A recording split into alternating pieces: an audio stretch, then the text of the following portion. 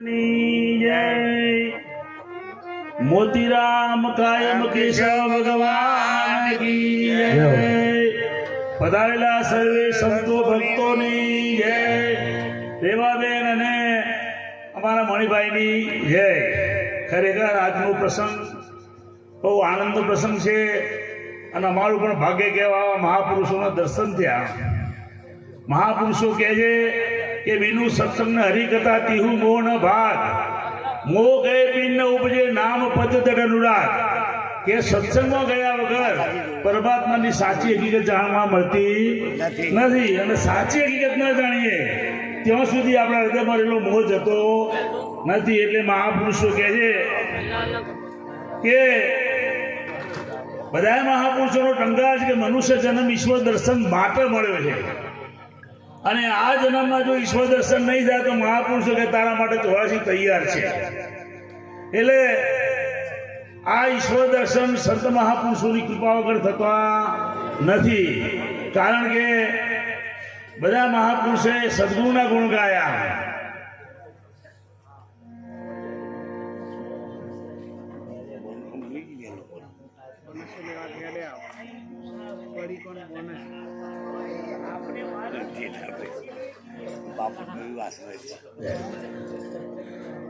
અહીંયા નાનક સાહેબે એક વાત કરી કે કાહે રે બન ખોજન જ આવે, કાહે રે બન ખોજન જ આવે, સર્વ નિવાસી સદા આલેપા તોહી સંગ સમાઈ।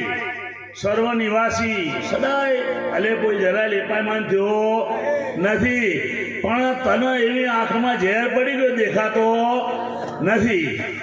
કે સર્વ નિવાસી સદા આલેપા તોહી સંગ સમાઈ। કે છે કેવી રીતે છે કે પુષ્પ મધ્ય જ્યાં બાસ બસતે, જેમ ફૂલની અંદર સુગંધ છે, આપણે સુગંધ સૂંઘવા જઈએ પણ હકીકતે સુગંધ જ પુષ્પનું રૂપ લીધું છે, સુગંધ કઈ અલગ નાખી નથી। પુષ્પ મધ્ય જ્યાં બાસ બસતે મુકુળ જસ સાઈ, કેસે હી બસે હરે નિરંતર ઘટે હી ખોજો ભાઈ।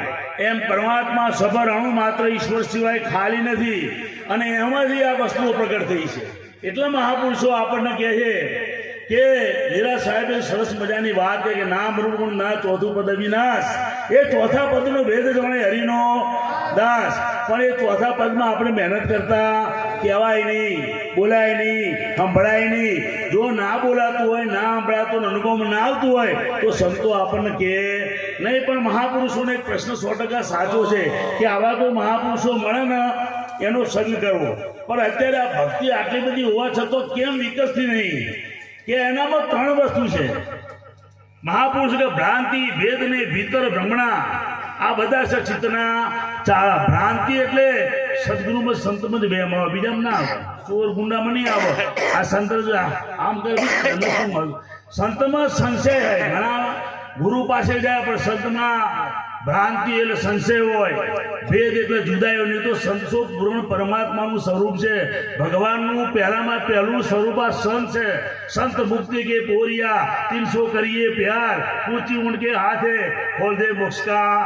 સાહેબ ખોલી દે પણ આપણે સંતને ઓળખી શક્યા નથી। એટલે મહાપુરુષ કહે છે કે ભ્રાંતિ ભેદને ભીતર ભ્રમણા। ભીતરમાં પાછી સદગુરુ વાત કે પહેણે વાત તો ઘણા તો એવા હોય ને અમારા ગુરુ ભૂલતો છે, એટલે જે ગુરુમાં ભૂલ તો તને ક્યારે મુક્તિ મળવાની નથી। ગુરુ તો મહાદેવન કા દેવ, ગુરુ બડા, ગુરુ બહુ બડા, ગુરુ દેવન કા દેવ, પણ શિષ્ય હોય સુલખણા કરે ગુરુની દેવ। એટલે તો મહાપુરુષે કીધું અખા ભગત જેવાએ કે હરિ અને હરિજન જુદા મત જાણો, સંત સેવ્યા એને સ્વામી સેવ્યા।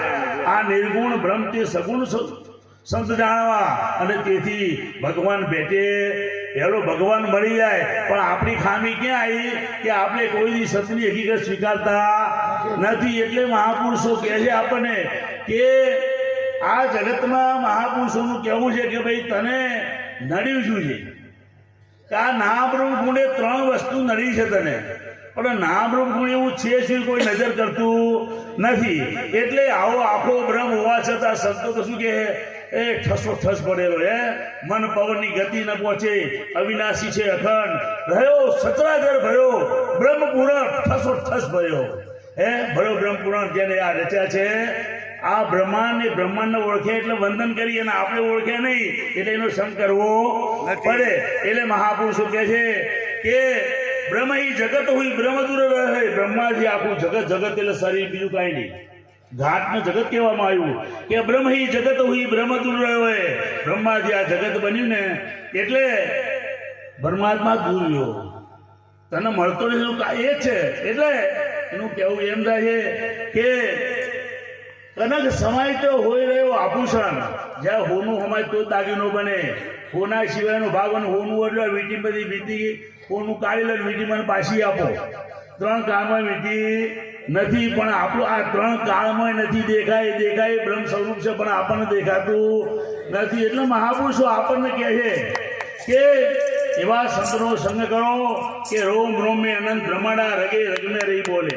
પરમાત્મા છે ને એ રોમ રોમ મેં અનંત બ્રહ્માંડા રગે રગ में રહી બોલે.